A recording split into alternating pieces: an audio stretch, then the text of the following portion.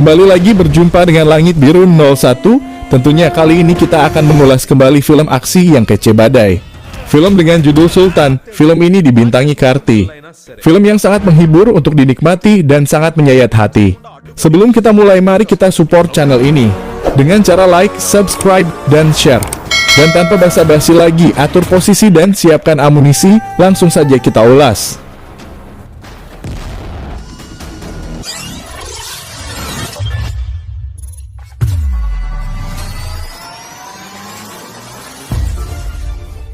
Film ini dimulai tahun 1986 di Chennai, India. Seorang bernama Setupati tinggal bersama ratusan preman yang menjadi anak buahnya. Kelompok Setupati sangat ditakuti di Chennai, tapi istrinya Anna Laksmi yang tengah mengandung tidak menyukai kehidupan Setupati yang sering membunuh. Dia ingin anaknya kelak hidup menjauhi kekerasan.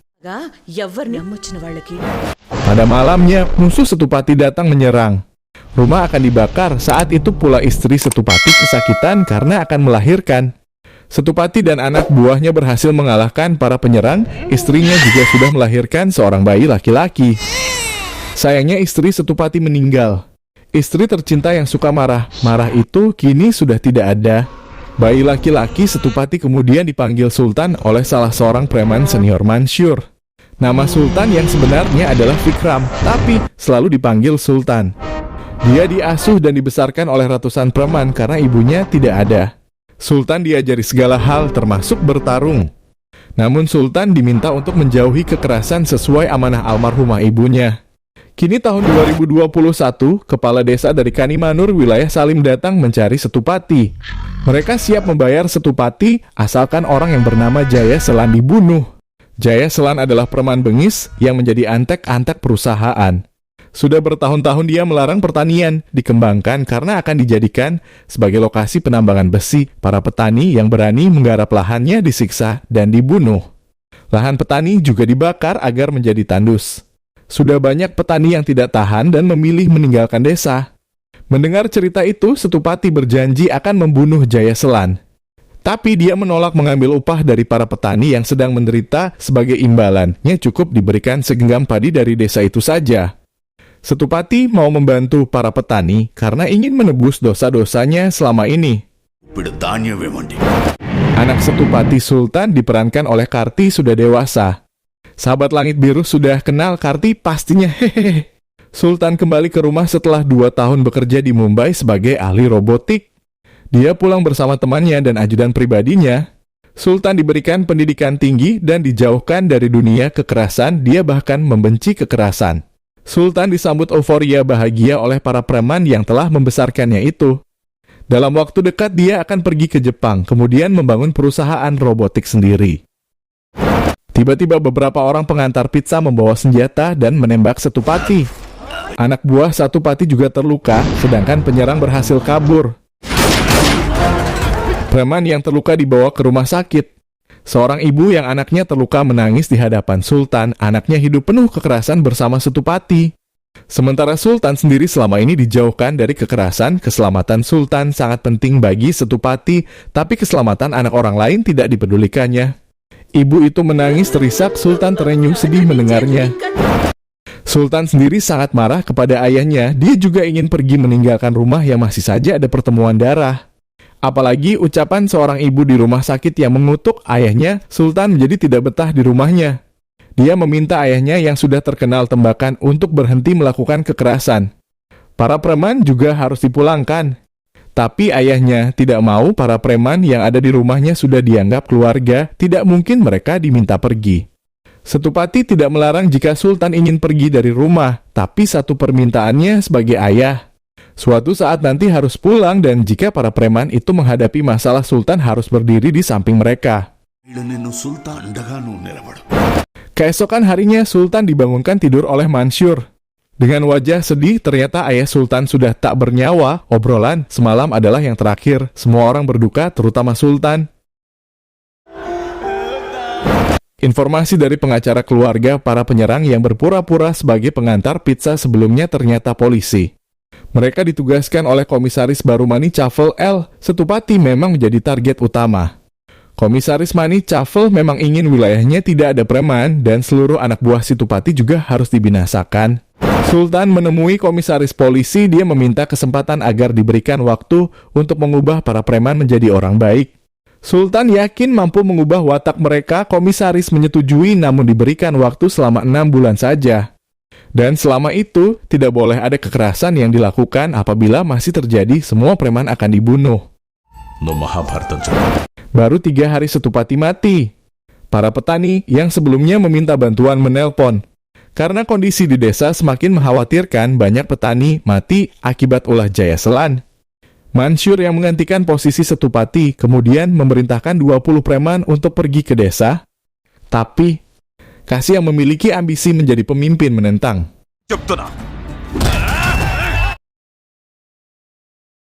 Sultan juga saat marah, dia meminta tidak boleh lagi ada yang melakukan kekerasan. Tapi Sultan tidak memberitahu alasannya. Sultan mengancam akan pergi dari rumah dan tidak mau mengenal para preman itu lagi jika masih saja melakukan kekerasan. Sultan sebenarnya sangat menyayangi para preman itu, dia rela menggagalkan rencananya untuk pergi ke Jepang. Sultan tidak ingin jika para preman itu dihabisi polisi. Persoalannya, Mansur bersama preman lainnya ingin tetap pergi ke desa, apalagi itu adalah janji Setupati sebelum mati untuk membunuh Jaya Selan.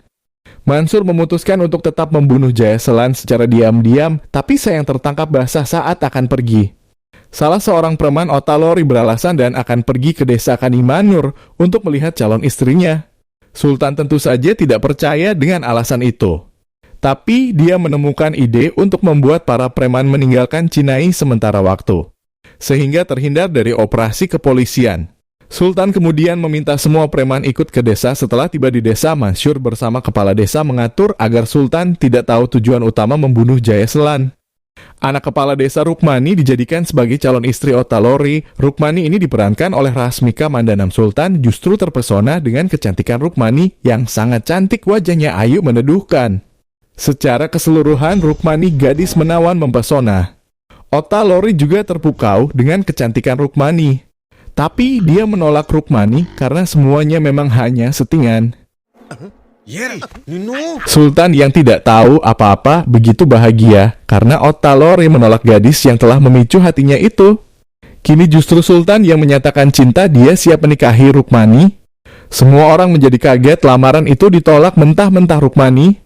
Mansur kemudian mengajak Sultan untuk kembali ke kota Cinai. Tapi Sultan tidak mau, kita semua akan tinggal di desa ini sampai gadis itu menerima cinta saya, ucap Sultan. Upaya PDKT terus dilakukan Sultan kepada Rukmani, tapi Rukmani jual mahal. Dia sama sekali tidak tertarik dengan Sultan, Rukmani lebih mencintai desanya. Masalahnya, situasi di desa semakin menyedihkan, banyak penduduk desa pergi ke kota karena bertahan di desa hanya membuat kelaparan. Para preman yang juga tak kunjung membunuh Jaya Selan. Akhirnya Rukmani berbicara dengan Sultan tentang kondisi desanya. Desa yang dulu indah dan makmur, kini terlihat gersang. Penyebabnya sudah 4 tahun petani tidak bisa bertani. Rukmani telah bersumpah dirinya akan berusaha mengembalikan desa seperti dulu. Desa harus makmur dan hasil pertanian akan disajikan dalam pernikahannya. Saya bersumpah pria yang mewujudkan itu akan menjadi suami saya, ujarnya. Rukmani meminta Sultan untuk berhenti mendekati dirinya. Sultan sendiri tidak mengerti maksud Rukmani. Dia kebingungan.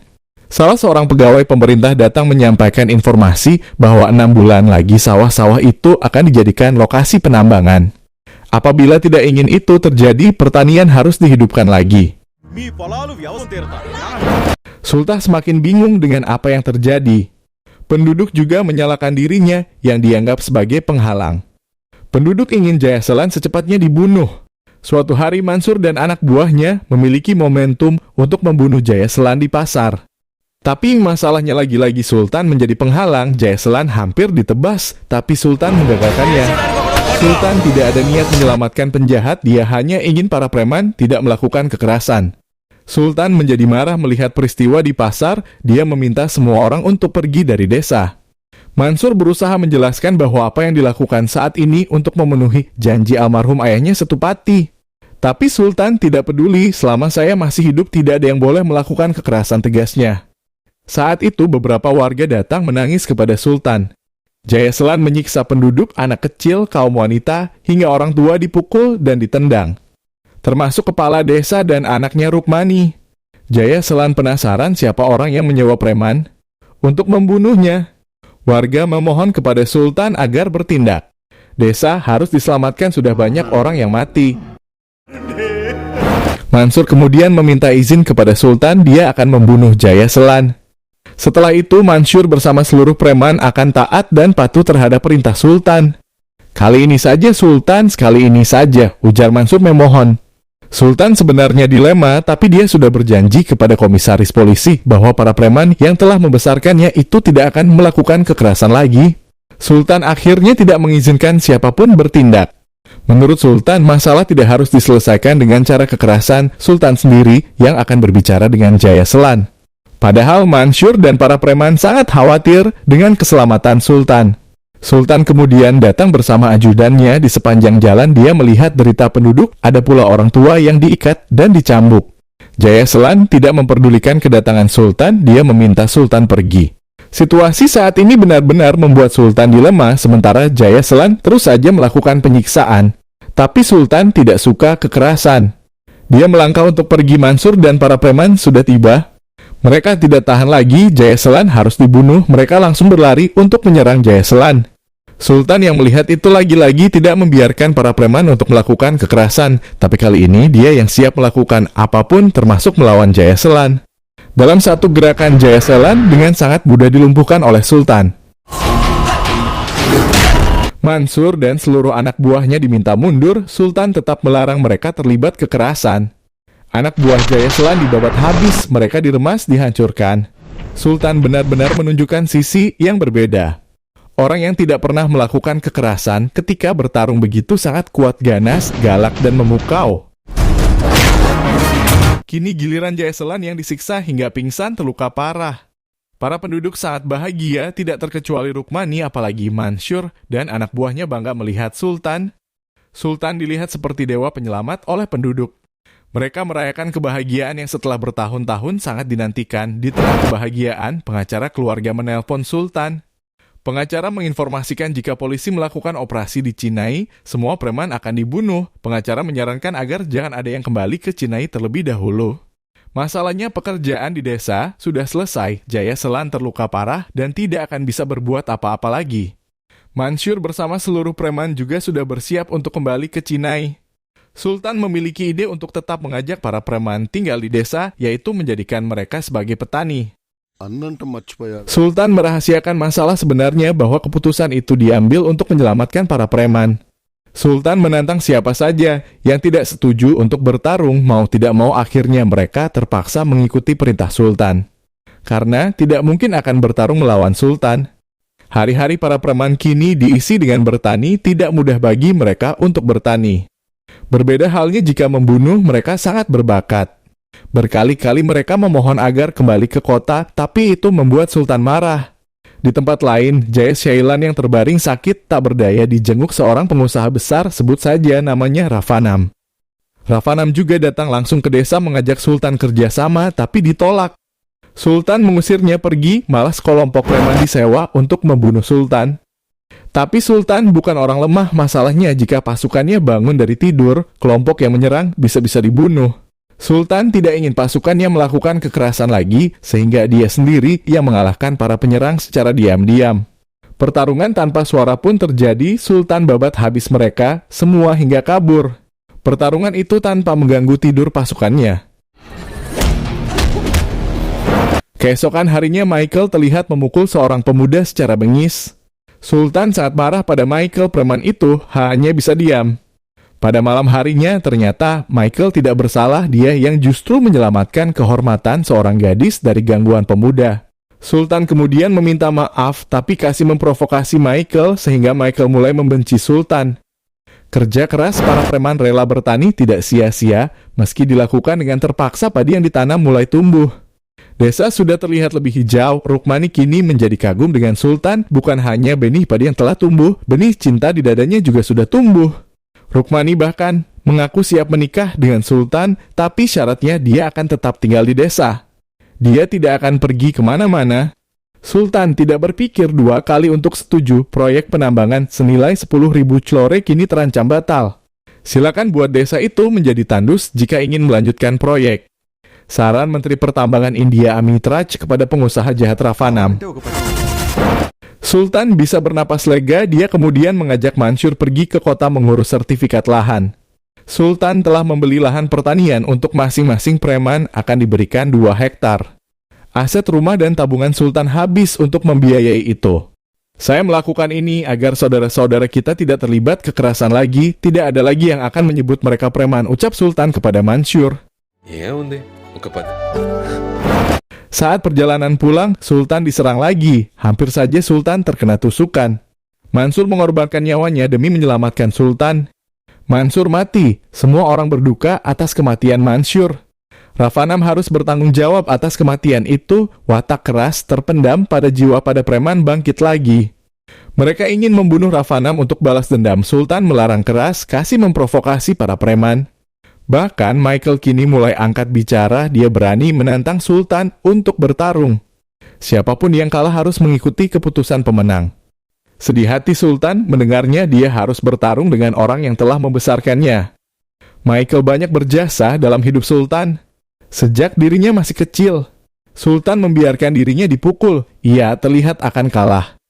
Para preman sudah bersiap lagi untuk pergi. Sultan akhirnya melawan dan mengalahkan Michael dengan mudah. Kemenangan Sultan tidak membuatnya gembira, apalagi para preman yang telah dianggap saudara kini membencinya. Sultan bahkan tidak diberikan ruang untuk upacara terakhir kematian Mansur. Sultan menjadi semakin sedih.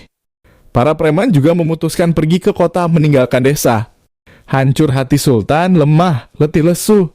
Rukmini menghibur Sultan, tapi kesedihan tak bisa diusir. Niat Sultan yang ingin mengubah para preman justru membuat semuanya hancur. Momentum itu dimanfaatkan oleh Ravanam dan Jaya Selan yang sudah sembuh. Desa akan dibakar, semua penduduk ingin dibantai. Penduduk meminta Sultan untuk pergi saja, meninggalkan desa, jangan sampai Sultan mati karena ingin melindungi desa seorang diri. Kepala desa menyerahkan anaknya Rukmani untuk dibawa pergi. Penduduk desa sudah pasrah menerima kembali penyiksaan dari Jaya Selan. Tapi Sultan tidak ingin pergi, apalagi melindungi desa adalah janji ayahnya. Jika harus mati, saya akan mati untuk memenuhi janji ayah saya. Saya bersumpah demi desa ini, ucapnya. Anak-anak dan kaum wanita kemudian diminta mengungsi terlebih dahulu, karena malam harinya desa akan diserang. Rukmani juga ikut mengungsi. Sultan bersama para penduduk pria bersiap sekuat tenaga akan melakukan perlawanan. Ravanam datang bersama pasukannya, Sultan memimpin penduduk bertarung melawan para penjahat itu. Namun musuh terlalu banyak, Sultan berkali-kali terkena tebasan parang. Meski begitu, dia tetap berjuang dengan tenaga yang ada hingga Ravanam berhasil dilumpuhkan. Tapi pasukan penjahat yang dipimpin Jaya Selan baru tiba banyak sekali. Rukmini juga ditawan oleh Jaya Selan. Sementara Sultan dan para penduduk sudah kehabisan tenaga. Tidak ada pilihan lain lagi, bertarung hingga mati satu-satunya opsi. Saat itulah dari belakang Sultan datang pasukan preman yang sebelumnya telah pergi. Kekuatan baru sudah hadir, Michael minta maaf kepada Sultan, begitu pula dengan Kasih dan lainnya. Mereka mengetahui kebenaran setelah bertemu pengacara keluarga di kota. Para preman sangat menyesal telah meninggalkan Sultan. Kini ratusan preman itu berdiri di samping Sultan, mereka siap membantai siapapun. Pertempuran antara preman baik dan preman jahat terjadi dengan sengit. Tidak butuh waktu lama untuk menghancurkan Jaya Selan dan anak buahnya. Desa kembali aman, musim panen juga tiba. Ratusan preman bahagia menjalani hidup baru sebagai petani. Tidak ada lagi kekerasan dan film pun selesai. Sampai jumpa di alur film selanjutnya, bye-bye.